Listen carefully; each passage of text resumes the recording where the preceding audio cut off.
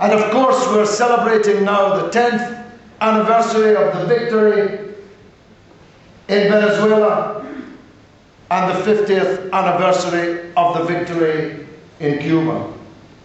At the risk of going over what you've heard already today, 50 years ago, Cuba had been reduced to a bordello of the United States, a playground for the criminal classes, for the mafia and the crooked politicians like Nixon who were in bed with them.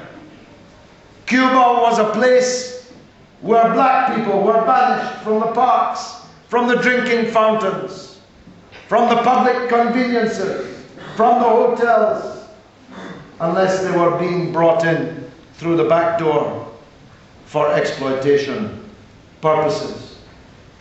Cuban life expectancy was 58.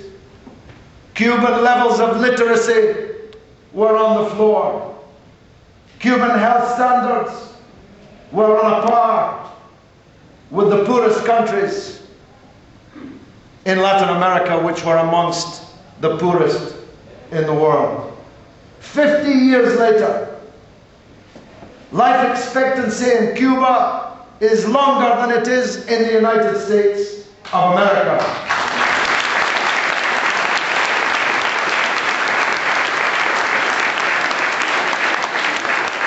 Levels of infant mortality are better in Cuba than they are in the United States of America. A child born in Cuba today has more chance to survive infancy and will live a longer life than a child born in Washington, D.C., in the richest and most powerful country in the world. If Cuba had achieved nothing else other than this, she would have written her name in the stars. But of course she achieved and will achieve more, far more. There is a poster now in Cuba which says 110 million children in the world go to work instead of school. 110 million children go to work instead of school. Not one of them in Cuba. Not a single child laborer in Cuba. Not an unemployed, not a homeless person, not a person without school or university. In the darkest days of the special period in Cuba, I visited a nursery school where the teacher wept to me because they'd had to reduce to half a pint the free school milk she had available to give to her children. In the darkest days, at the bottom of Cuba's economic crisis, I didn't have the heart to tell her that Mrs. Thatcher had taken our $1 away from the poorest children many years before.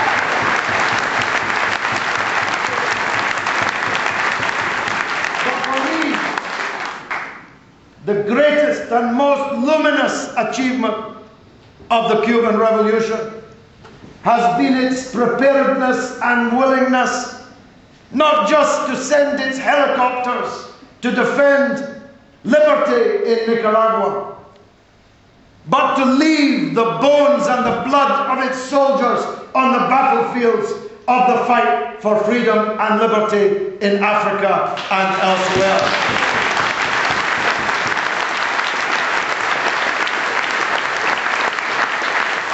Katrina mentioned Nelson Mandela. When Mandela was released after 27 years in the dungeons of apartheid, every country in the world was begging him to come visit them, including countries like our own that had done everything possible to keep him in the dungeons and keep apartheid on top. Where did Mandela go for his very first international visit?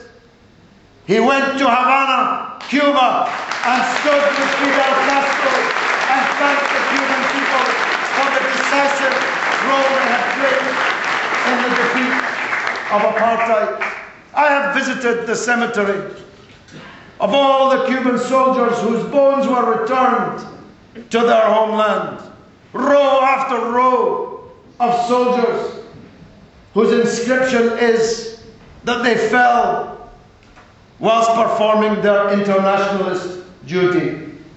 I am often thanked in Cuba for the puny solidarity efforts that we have been able to make. The Cuba Solidarity Campaign, which is now one of the longest running, the most efficient, the best run, and the most exciting solidarity campaigns in this country or around the world, has performed miracles in British conditions. But what we have done for Cuba is nothing compared to what Cuba has done for us. And that's the message we would like the Cuban ambassador to convey to Havana from this great gathering today. But the good news, and I close, Bernard, forgive me if I've gone on. The good news is that the 50 years of the achievements of the Cuban Revolution, as we now move into a new epoch with a new president in the United States, committed to face-to-face unconditional negotiations with the adversaries of the United States, and with a new leadership in Cuba, is that there will be 50 years more, 100 years more of the achievements of the Cuban Revolution. And we salute you. Thank you very much indeed.